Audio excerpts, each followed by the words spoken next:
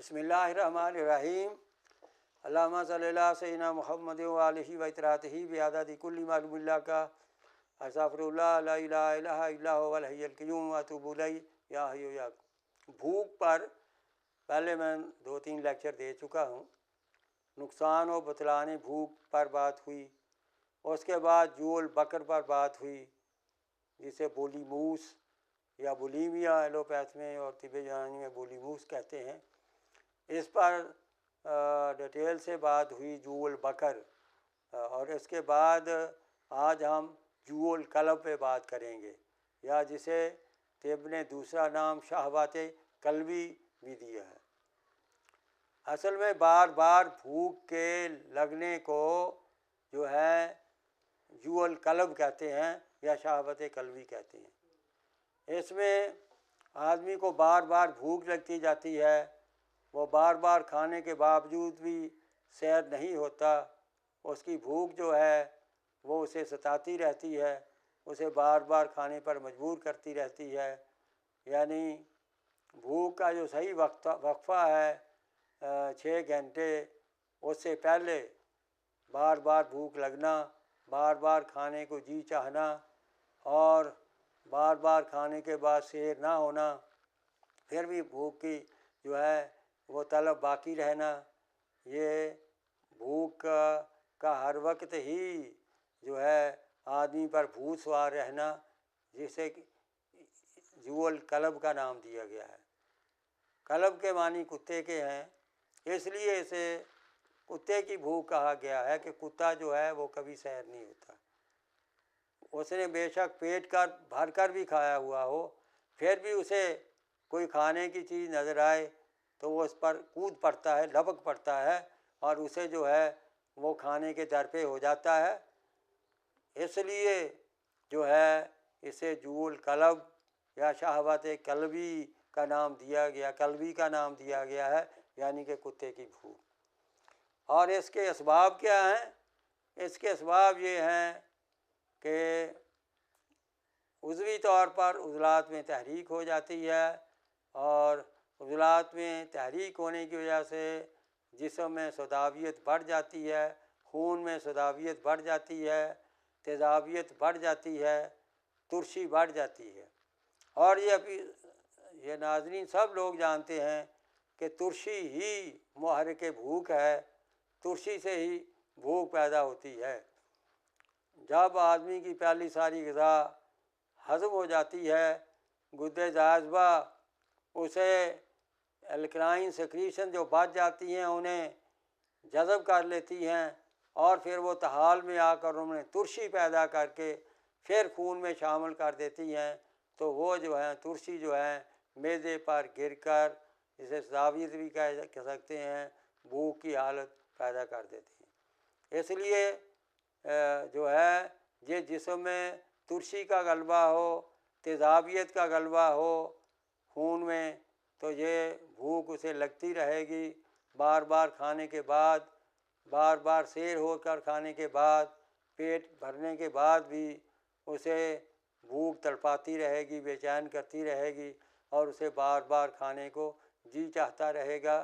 इसलिए इसमें खून में तुरशी की ज़्यादा हो जाती है, ज़्यादती हो जाती है, जिस्म में तुरशी का गलबा हो जाता है, सदावियत का गलबा हो जाता है, जिसकी वजह से जूल कलब की कैफियत पैदा हो जाती है। उज़वी तौर पर जो है उज़लात में तहरीक होती है, गुदद में तस्कीन होती है, और असाब जो हैं वो तहलील का शिकार होते हैं। तो ये है माहियत इसकी जो है जूल कलब की। और इसके इलाज के लिए बहुत ज़्यादा तरद्दुद करने की ज़रूरत नहीं है। इसमें आप तिर्याके मैदा आधी चमची सुबह दोपहर शाम रिकमेंड कर दें, यानी अजवाइन 100 ग्राम, गंधक आंवला सार 50 ग्राम, पुदीना 50 ग्राम, तीनों को ग्राइंड कर लें और ग्राइंड करके पाउडर बना लें, और पाउडर बनाकर आधी चमची सुबह दोपहर शाम दें। इसके साथ अगज़िया जो हैं वो गुद्दी इलाती और गुद्दी साबी दें। ज़्यादा कम मकदार में साबी गुद्दी भी मरीज़ खा सकता है। तो इसलिए یہ اغذیہ دیں گے۔ اگر تیراک معدہ آپ کے پاس نہیں ہے تو پھر آپ غدی عضلاتی ملین دے سکتے ہیں۔ غدی عضلاتی ملین جو ہے وہ بھی جو ہے اس میں آپ سبھی جانتے ہیں، رائی ہے، تیز پات ہے، اس کے بعد اجوائن ہے، اس کے بعد گندھک آملہ سار ہے۔ اجوائن اور تیز پات اور رائی 50-50 گرام اور گندھک آملہ سار کے لیے 150 گرام، یہ گرائنڈ کر لیں، اچھی طرح پیس لیں۔ یہ غدی عضلاتی ملین دوائی ہے، یہ صبح دوپہر شام آدھی چمچی دیں، انشاءاللہ تعالیٰ اس سے عضلاتی صافی بھوک ختم ہو جائے گی۔ بعض اوقات غدی عضلاتی تحریک میں بھی بھوک بار بار لگتی ہے، بندہ کو بھوک ستانا شروع کر دیتی ہے بار بار۔ اس میں اصل میں غدی عضلاتی تحریک ہوتی ہے، یہ جو ہے بھوک اصلی نہیں ہوتی۔ اور اس میں پہچان یہ کیا ہے اس کی کیا ہے، ایک تو آپ نبض سے پہچانیں گے، قرورے سے پہچانیں گے، اور جو ہے تیسری جو اہم علامت ہوگی جس کو آپ نے مد نظر رکھنا ہے وہ یہ کہ بھوک تو لگے گی لیکن مریض کھا نہیں سکے گا۔ 2-3 برکیاں کھانے کے بعد سیر ہو جائے گا، وہ کہے گا بس اب میری طلب نہیں ہے، اب میں نہیں کھا سکتا۔ غدی عضلاتی بھوک میں ایسا ہوتا ہے، بھوک لگتی ہے، کھانا کھانے کے لیے بندہ بیٹھتا ہے، 2-4 برکیوں کے بعد سیر ہو جاتا ہے، مزید کھانے کو دل نہیں چاہتا۔ اگر ایسی بھوک جو ہے لگی ہوئی ہو تو اس بھوک کا علاج جو ہے وہ اکسیر بادیان ہے، وہ 2 گولی صبح دوپہر شام دیں، اور غذا جو ہے وہ سابی غدی اغذیہ دیں انشاءاللہ تعالیٰ، اور سابی عضلاتی اغذیہ دیں انشاءاللہ تعالیٰ۔ غدی عضلاتی تحریک کی بھوک جو ہے وہ بھی ختم ہو کر بھوک نارمل ہو جائے گی۔ اکسیر بادیان میں سونف، ہلدی، ملٹھی عام وزن ہے، تینوں کو گرائنڈ کر لیں، گوند کی مدد سے گولیاں بنا لیں، 2 صبح دوپہر شام، یا پھر آپ جو ہے 1/3 چمچی صبح دوپہر شام پاؤڈر بھی دے سکتے ہیں۔